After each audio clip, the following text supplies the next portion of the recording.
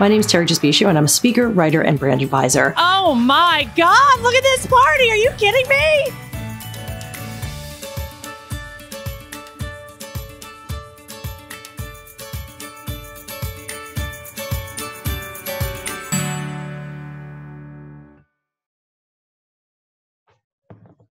Okay, sorry, I couldn't unmute myself. I was just talking to myself. How you guys doing? Good to see you. Thrilled to have you back if you were here yesterday. And if you weren't, it's okay. You're coming in at a great time. We won't recap everything because we want to make sure we make really good use of the time we have.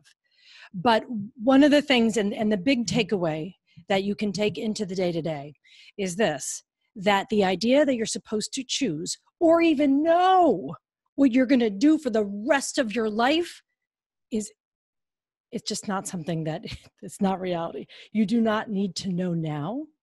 You do not need to make one decision forever. You will spend your life making decisions to get closer to things you like doing and to move away from things you don't like doing. There is no one day when you say, I got a hair in my mouth. There's no one day when you decide that everything's going to be this way. But there is tremendous pressure on you to make that decision. Even years and years ago when I was in school, what are you going to do now? What are you going to do for a living? What's your career going to be? I didn't know. Honestly, I was surprised by a lot of what happened. That's what's fun.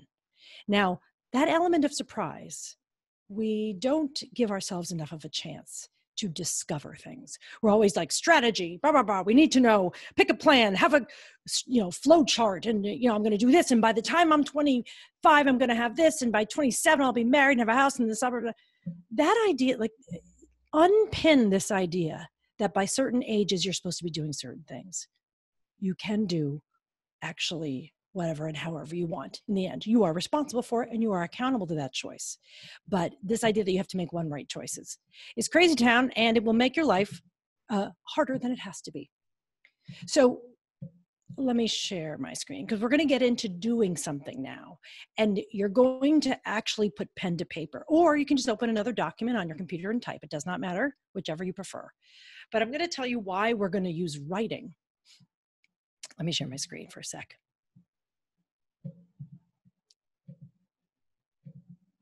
We talked about this. Yep, unhelpful, not helpful. Because to follow something, you're supposed to know what it is. And most of the time, we don't really know. One of the points we made yesterday, there is no one straight path to excellence. There is only yours. You could want so-and-so's life. Good luck trying to recreate it. Because that's not your life. That's their life. Your life is going to be different and amazing for its own reasons. So rather than think we have to get to one place where everyone cool and rich and famous is hanging out, in fact, we all have our own destination.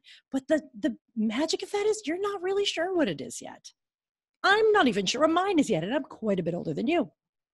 So we talked about creativity and criticism, because then what is the answer, right? You're supposed to, when's my passion going to show up and I'm going to wait for it and search for it? No, you're going to start doing. For many of you, you're going to start working at some point because you need to be able to make a living. That will create an urgency in your life that is just part of being alive. We don't just pick a career out of a hat and dream it into being. How you get there is by creating. And I don't mean you have to be an artist per se. You are creative by virtue of the fact that you are human. And if you can put words on a page, you are able to write, and that means you're a writer too. You don't have to make your living to think of yourself as any of those things. But the key here is that if you go to do something, anything you create, anything you contribute in a meeting with your friends, an idea you come up with, that is your creativity. But what will happen is you could experience what we call the squeeze. When's the last time you felt the squeeze? And by the squeeze, I mean, oh God, I don't know. I don't think I could do that. That person's better than me. They have more resources than me. I'll never get to do that. She thinks I'm not good at this. My mom thinks I'm not. The squeeze is that kind of shutting down and that tightening up and that fear. We all feel it. I feel it too. I know that the way I'm going to do my best work and the work I am most proud of when I look back is when I didn't tighten like this, but I expanded. And if I decide I have to please everyone, I'll never expand. And I'll never actually get to feel good about what I'm doing. I'll only be solving other people's problems and making sure I check the boxes that other people have for me. It's not a way to live, people. Not a way to live. And if you want to get your best ideas, I don't care what line of work you go into, you need to be able to undo the squeeze and open. Now, how do you do that? Well, I'm sure you've experienced it. Maybe you were doing a task or a chore, reading a book. You were doing something, you felt in the flow and you got ideas.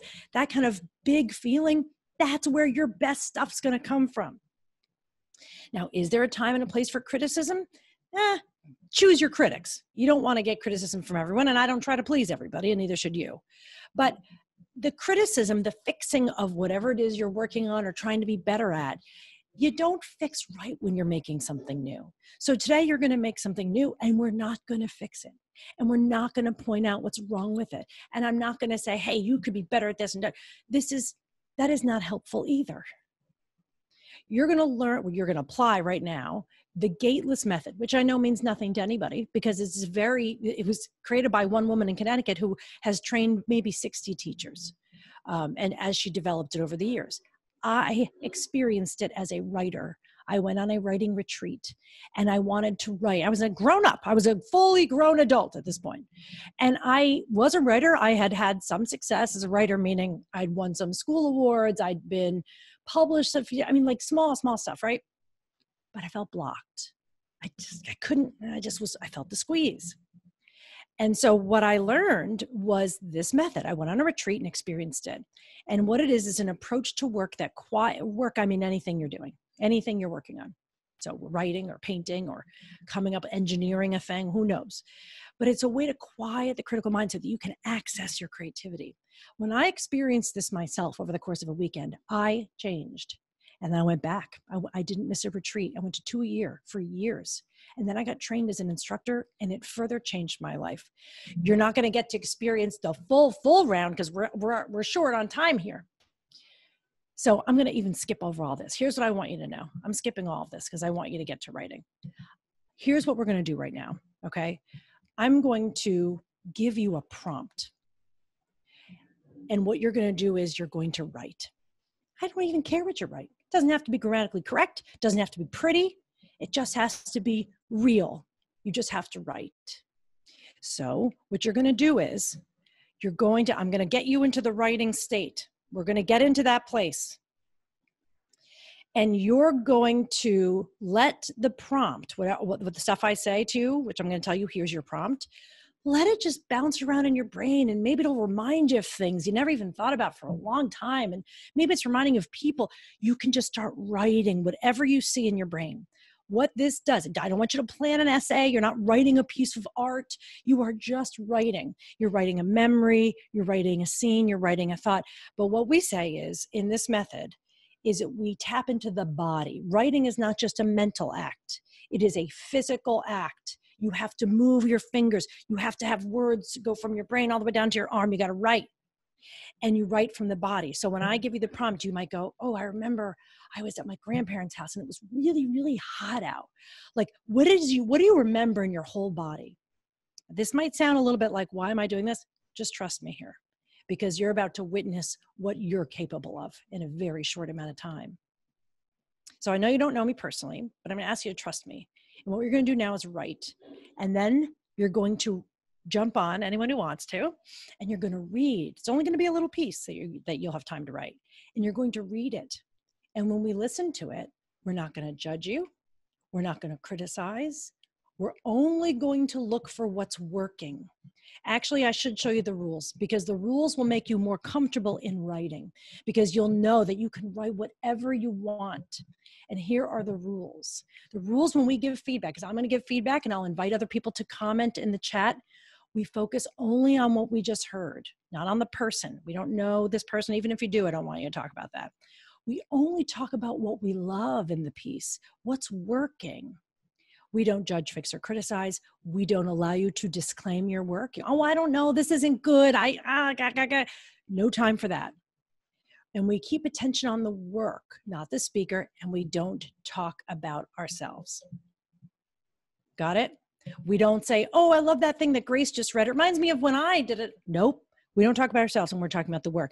This makes the writer feel secure, because when you read your work to us, then you're going to be quiet. You are not permitted to speak. That's so that you can receive feedback without being afraid of it, because it will not hurt. That's important, because when you hand in a paper and you get it back and there's red marks all over it, that hurts. And then you forget what it is to take risks on the page, and you forget what it is to create because you're afraid of grades and you're afraid what someone will think. We are only going to look at what we love about what you're about to create. So are you ready to create it? Okay.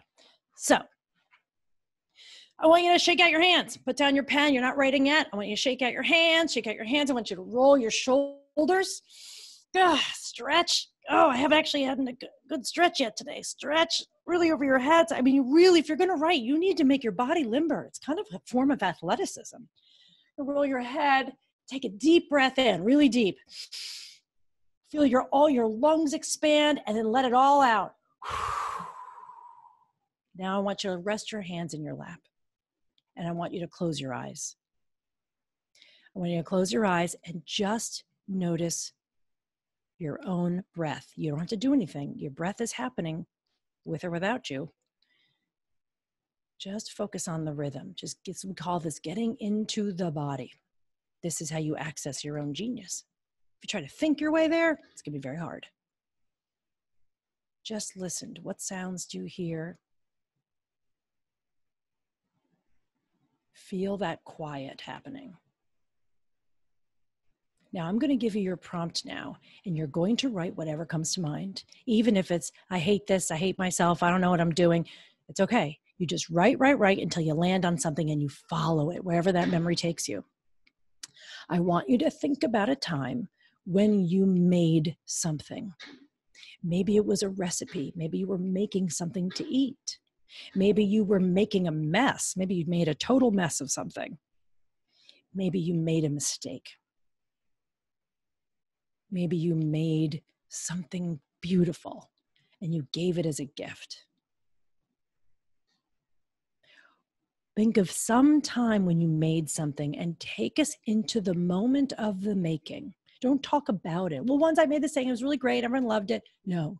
If you made potato salad, I want to know what it was like to make that potato salad. That might seem small. And you're like, why does anyone care about this? That's the critic talking. We ignore the critic right now.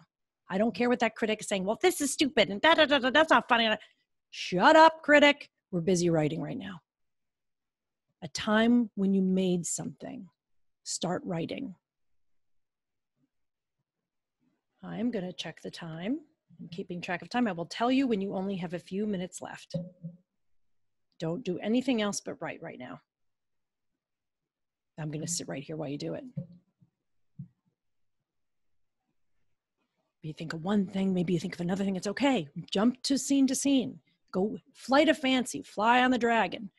Or if you think of something else, don't worry if it doesn't adhere to the prompt. It doesn't matter. The prompt is just there to get you going.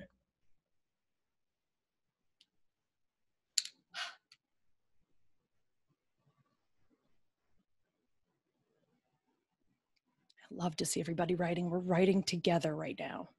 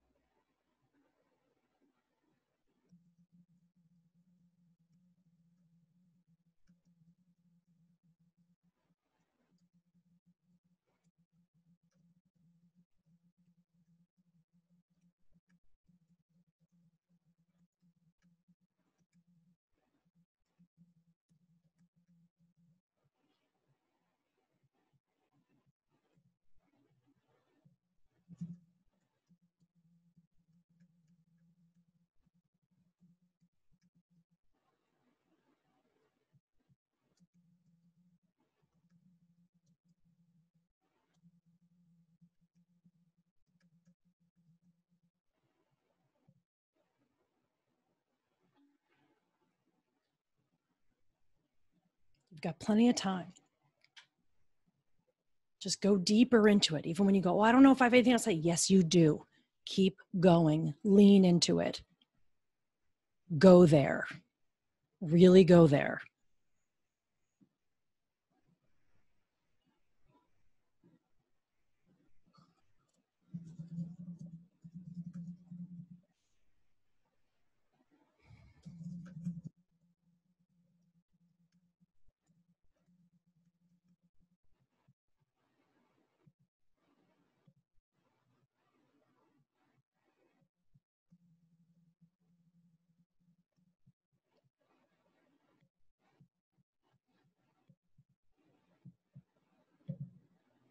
You've got more than 3 minutes to go.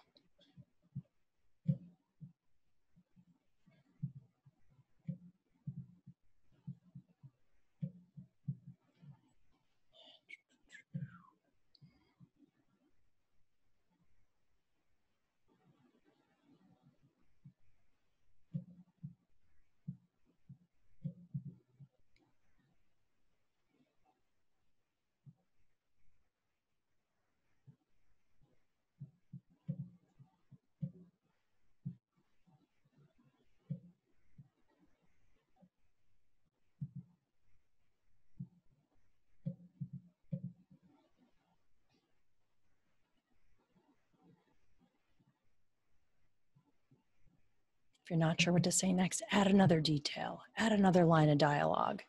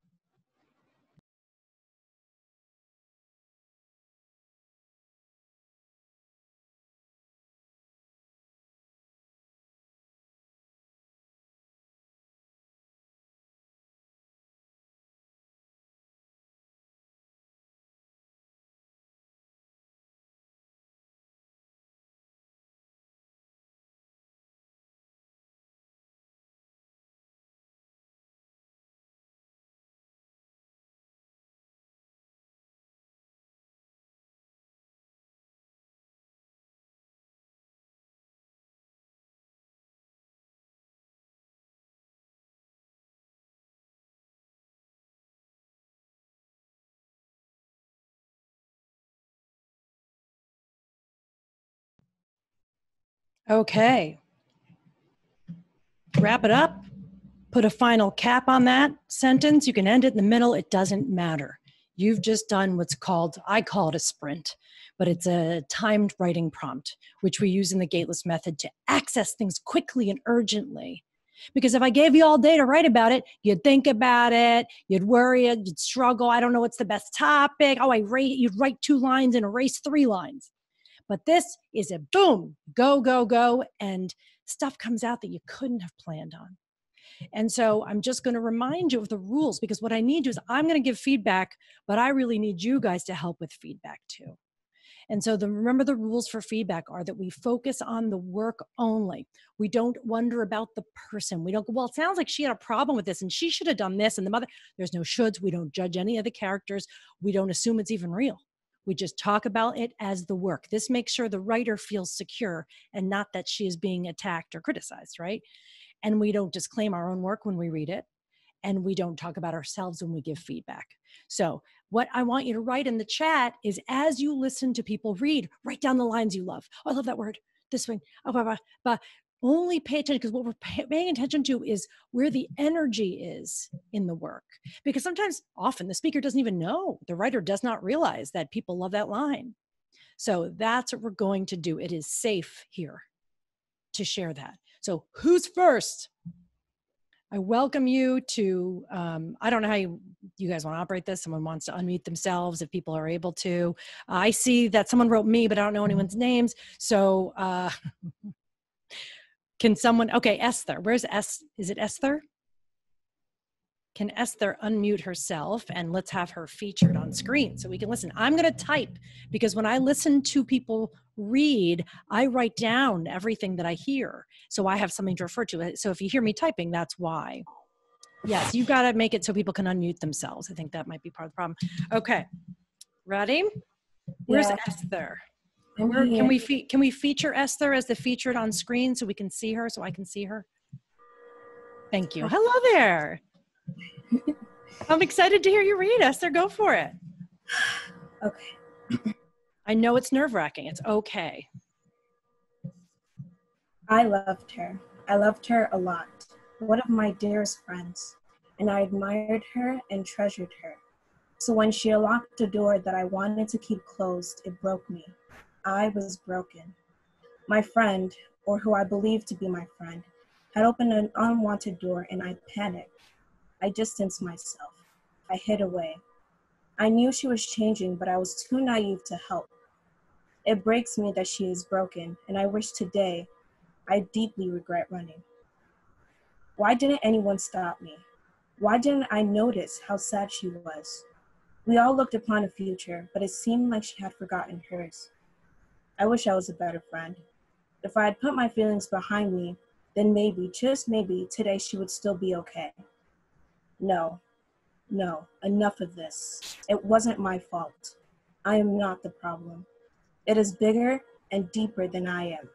Today, I have decided no more will I allow her mistakes to become my own. And that's it. Oh, wow. That is some heavy stuff, Esther. No more will I allow her mistakes to become my own. This is intense, and it takes on what I would say a heavy lift, right? A scoop. So now Esther just relaxes. Esther just relaxes now and takes a deep breath. And we love her up in the chat and say what we loved. I see things here. It breaks me that she is broken, powerful. I love the start. I love her. I love her a lot. Grace says she had goosebumps. It's not my fault. I'm not the problem. Oh my gosh, there is, what gives this writing power here is that the speaker is working out her own understanding of what happened, right? We don't know. It doesn't matter. We're only going with what's on the page. But there's such authority because there's confidence in it. And you know how and this is where we get a little nerdy about, where I get nerdy about craft tools. Now you might think, well, I didn't major in that, or I didn't take that as a class. You already use craft tools. Everything you've written and watched on TV and read feeds into your understanding of how to use language. And what we just heard this speaker do was she used language. I loved her a lot. I treasured her. There's a rhythm to this. It broke me. I was broken. I distanced myself. I hid away. There's a tumble of simple, heavy, right? Sentences. Each sentence is dense and loaded, but not complicated, right? They're simple, short, because there's a lot of quiet and a lot of thinking in this piece. Then it goes to questioning. Why didn't anyone stop me? Why didn't anyone notice how sad she was? We were looking to our futures, but she'd forgotten her own. I wish I was a better friend. Maybe if I were better. No, enough of this. This is a dynamic conversation that the speaker is having with herself and coming to terms with her understanding of friendship and what does it mean to be a friend. It asks a really very critical question that every adult in the world will wonder, and every kid will wonder too. If I were a better friend, would the world turn out better for myself and my loved ones? Do I bear some responsibility? And this is heavy stuff. But then she comes down on the decision of, I will not allow her mistakes to be my own. And actually, in a good a good friend doesn't absorb everyone else's mistakes. A good friend has a boundary so she can be there for the friends who can also be accountable. It's a beautiful piece, Esther. Really powerful and thoughtful. Thank you for just going first and really diving into it. Thank you for that. Really fantastic. I love all your be right back crying. Grace is like, I'm crying right now. Can we have someone else? Let's hear someone else read now. Esther has blazed the path. I know we had some, but the feed is going so far along, so I'm going to leave it to the host to choose who will be up. Okay, I'm not going to choose. I would like the host because the host can kind of see and track who's on the calls and all that. So who is our next person to read? Okay. Do we have our host kind of doing anything? Is anyone doing anything, or is there someone waiting for me? This is where I could use your help. Yes. Hello there. Who is this? I can't hear you, honey. Hang on. One sec. I can't hear you yet. And I don't know why that is. Hi. There you are. Are you Christina? No, what's your name? I'm Shirley. This is my mom. Hi. Hello. What is your first name, honey? My name is Shirley, but my daughter, she was inspired, so she wanted to share. Yes, please. What is your daughter's name? I didn't hear that. Her name is Taylor. Taylor, we'd love to hear it, honey. Let's go. Yes. So the first thing I wrote was I made 50 drawings in my art book. And the second thing I said, I made a tie-dyed shirt, a tie-dyed pants, and a tie-dyed mask.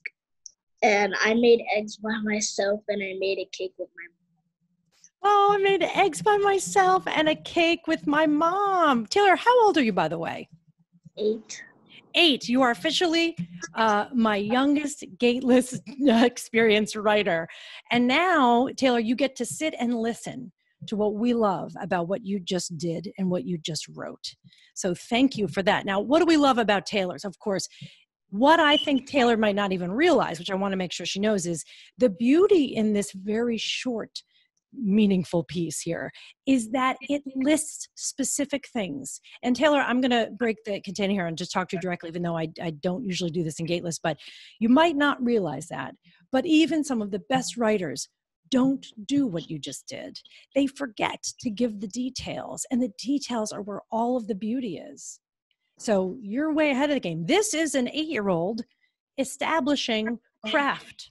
She says, I made 50 drawings in my art book. I made a tie-dyed shirt and mask. I made eggs by myself and a cake with my mom. Now, I'm going to go overboard here, and I know that I don't want to put meaning on top of what you just said. I don't want to insert myself here. But what do we learn about this speaker? Okay, we stay on the page and we don't directly address the writer, except when I just did that. Someone who pays attention to creative process. 50 drawings, not 5, not 2, 50. She cares about doing it over and over and over again. She also made a tie-dyed set that includes a mask. So she's like, hey, if we're going to wear masks, they're going to look good. I created something that had to do with clothing. So we have art, we have functional art that we wear, and we have, this line is my favorite. I made eggs by myself and cake with my mom. The eggs are something she's proud of on her own. And what do eggs symbolize? Eggs symbolize birth, rebirth, the ability to create something. And then a cake with my mom, which is a bonding experience that you make something together. So art isn't just something that this speaker says, well, I just do it on my own because I'm an artist. I got to go do it by myself. She probably got some help. And the best artists do. So this is just the most beautiful distillation of exactly what we're talking about. You're already a beautiful writer. So what I'm hoping is that Taylor will go now, and in addition to her drawings, that maybe she'll go write a few poems that go with the drawings, or maybe have 50 poems, because your words are beautiful. And I'm sure your drawings are beautiful too, but you're not limited to one art form. You're obviously someone who's expressive, and I hope that you stay like that and that you're lucky to have a mom that just really supports that. So thank you. Taylor, you're awesome. Awesome. Can we see the pictures? Oh my God, look at that. We're seeing them right now. I love it. Look at this. Oh, what an apprentice to the craft. Oh And my it can go God. on and on. This is just a few. Oh my God. Beautiful. We love it. Don't stop making stuff, Taylor. Keep it up. Beautiful. Thank you so much. We love it. Thank Okay. you. So if Esther can do it and Taylor can do it, mwah. Who else is up? Let's hear some more stuff. What a beautiful thing to see. We got a whole art show in that whole moment. We got poems, we got art. Who's next? Kathleen is ready. Look at these two beauties. I hate that we have to make them go away because I just want to look at their faces all day. Is this Kathleen? Yeah. Hi, Kathleen.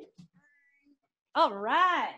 I kind of have two memories because I wrote one and then I got tired of it, so I kind of dropped it. Hang on. This is what we call disclaiming, and your critic is having you explain things away because it's nerve-wracking, and I get it. But I don't have any ear for that. We just want to hear what you wrote.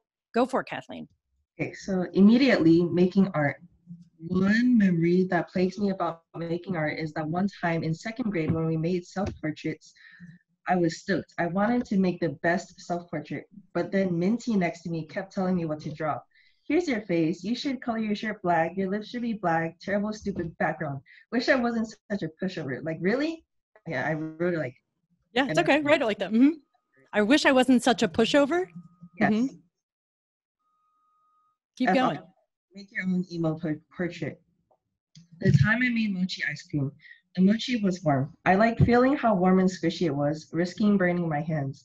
When it was done and frozen, cutting it with some difficulty with a knife, biting into the ice cream and tasting all the heavy cream. Chewing the mochi, thawing out from the freezer. Finding mochi without the ice cream bits for grandma and for a lactose intolerant friend. Sitting around the table just eating mochi ice cream. Oh my God, I love it. There's two. I love that you had two scenes in there. Kathleen, thank you. Now you sit back and listen to what everyone is writing about what they loved. So let's see, you know, while everyone's writing their own comments, I will tell you what I loved about it.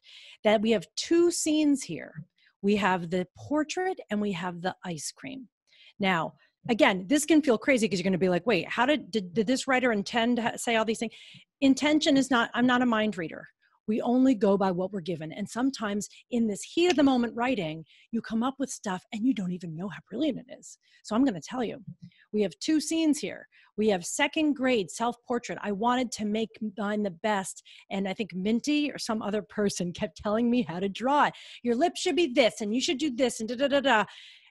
And she admits, she's like, I wish I wasn't such a pushover. What's interesting there in terms of how she writes is she doesn't say, so I did what she said. What we hear is the friend telling her how to do it. And then she says, I wish I wasn't such a pushover. What a sophisticated way to show us that she did what she was told. And she thought that would be how you do the best, is if you do what someone else tells you. And that, by the way, Kathleen, I'm going to say, hook this to the biggest message. Your life won't be better just because you do what others tell you what they think you should do. And this is that kid learning that in the second grade. And she knows it. She's make your own portrait. And how amazing is it that it was a self-portrait? It was the reflection of her own likeness. And she sought it elsewhere or entertained advice from elsewhere. Then we jump to ice cream. The time I made mochi ice cream, the warm and squishiness of it, then cutting into it with the knife and tasting all the heavy cream. I mean, that is delicious, isn't it? And then it's frozen. You have to thaw it out. Then she's pulling out pieces of mochi that she can give to people who can't have ice cream. She is the creator now. She decides, here's how this is going to be, enjoys the act of it. In the self-portrait, we don't hear the joy of the creating, right? We just hear, I'm going to do the best. I guess I'll do what other people do. Guess what? This is what a lot of adults do. They pay a lot of money to have other people tell them what to do. And the power that we see in this artist is, I'm going to do this. And the deliciousness and the fun and the rewardingness of making it yourself and being the one who provides that art to others. Kathleen, beautiful examples. Some really nice writing. The self-portrait part is very relatable. Yes. Yeah. I love it. Now, obviously, we have a few minutes. It's tight. I did want to say this. I want to put this link here. I actually am doing another free writing workshop. That's a 90-minute workshop where you can write and you can share or you cannot share. Not everyone will be, we won't all be on camera. It'll just be me unless I invite you on. And so if you want to do that, it's a free one this Friday at noon. And it's territrespicio.com, just my name, /write. And when you sign up for that, you'll get the link. You'll know where to join us. It is free to be part of it. And then you'll be getting some emails from me telling you about what we're going to do. And but it's this, you just get more time to write. You know how much time you had to write these? 7 minutes. I gave you 7 minutes. Imagine if you use 7 minutes a day to create something. You could even do more, 10 minutes maybe, got 3 extra minutes. You are quite capable of creating some amazing stuff in a short window. On Friday, we're going to give you a little more time, not a lot more. Too much time and you start to, oh, I should edit this and worry about it. Sorry, it's Eastern time, noon Eastern time. I'm here in New York City. And so that works for a lot of people. But if that sounds like fun, sign up anyway, even if you can't make it, because you'll get the replay and you can just do it along with the replay. What's the difference, right? You can still write it and give yourself that chance. Now, are there any questions people had that you want to ask about this? Or do we want to keep sharing? Do we have time? Grace has a question. Esther has a question. Go ahead, type them into the chat if you like, or do you want to come on and ask?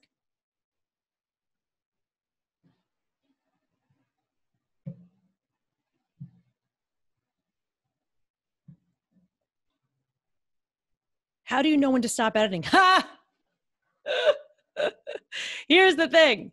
When does Saturday Night Live go on? When it's ready? No, it's Saturday night at 11:30. There's a famous line that says, great works of art are never finished, they're only abandoned. Now, the idea is you could edit forever, but first there's generation stage, then there's editing stage, right? And editing is a lot like writing. You get in there, you write new stuff. It will depend on what's due for whom and when. If I have a deadline, guess what? It's due.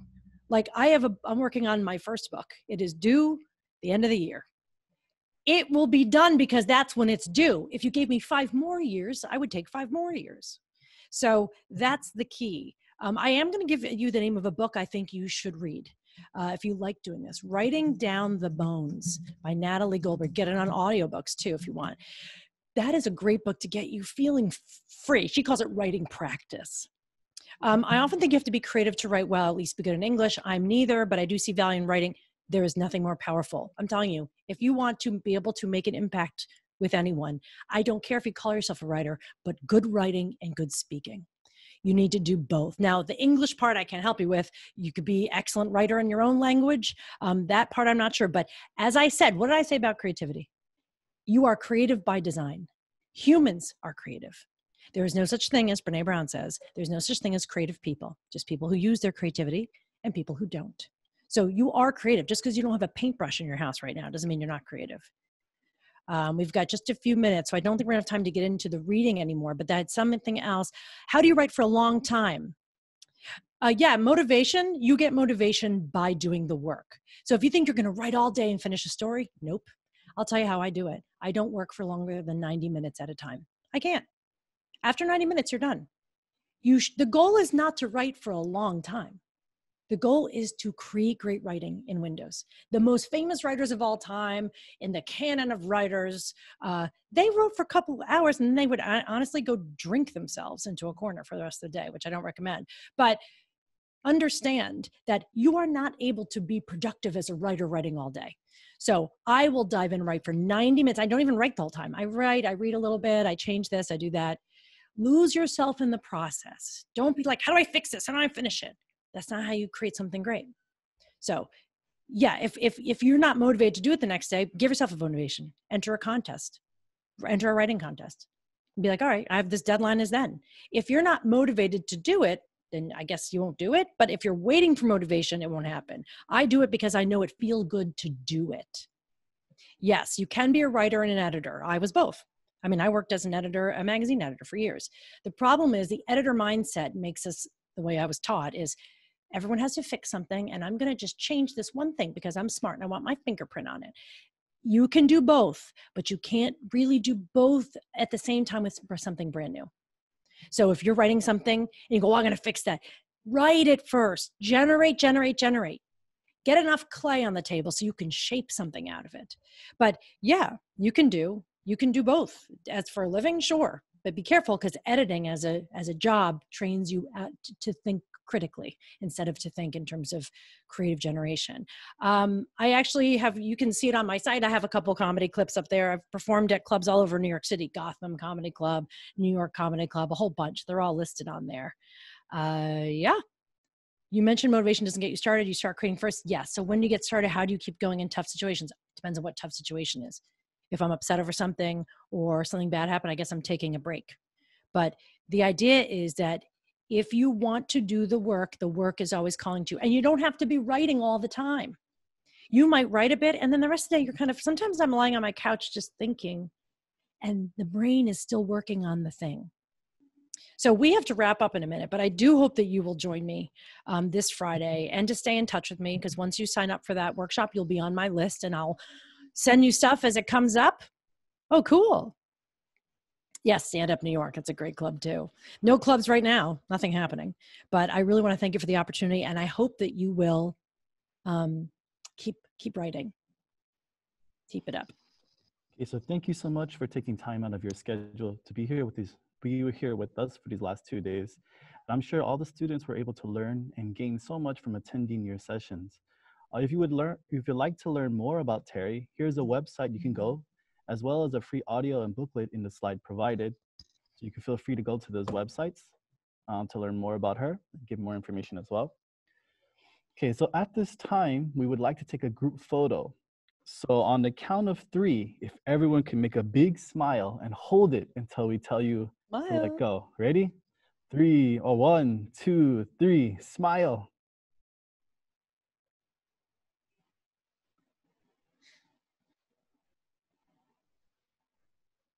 Hold it, hold it. Oh my God. You didn't take it yet? Yes, okay. Okay. Thank you, everyone. So thank you, and let's give another big hand to Terri Trespicio. We're so thankful to have you as a part of the IYF family. We hope to hear more from you in the future, and we hope to be able to attend your seminar this Friday as well. So again, we hope to keep close contact with each other, that we may be able to hear more from you later on in the future as well. So everyone, please let's give another big hand to Terri Trespicio. Thanks, guys. Take care. Thank you.